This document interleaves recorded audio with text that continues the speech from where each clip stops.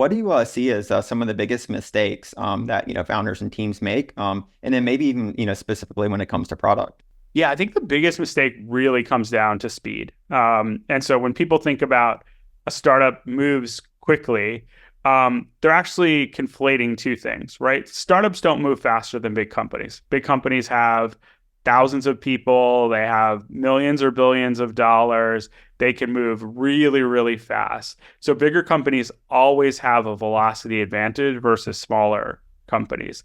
Where startups move faster than bigger companies is in latency. A startup can go from an idea to testing it out really, really quickly. At a large company with millions of dollars and hundreds or thousands of people, if you have an idea for a new product, it could take 6 months just to go through the process of doing a go, no go to decide whether or not you want to invest in an MVP, then another 6 months to build the MVP, then another 6 months to analyze the results. All of a sudden, you're talking about an order of a year or two to generate a new product versus startups can, on a particular day, decide they want to do something and launch it later that day or the next day.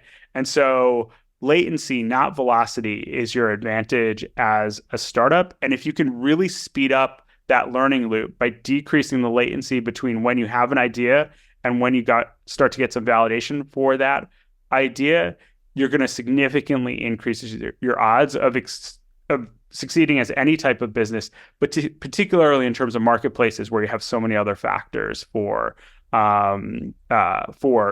sort of succeeding, because you're building, you've got this chicken and egg problem. You're building a much more complicated business. So I think that's the number one thing is don't spend too much time overbuilding, focus on decreasing your latency and increasing your speed of learning.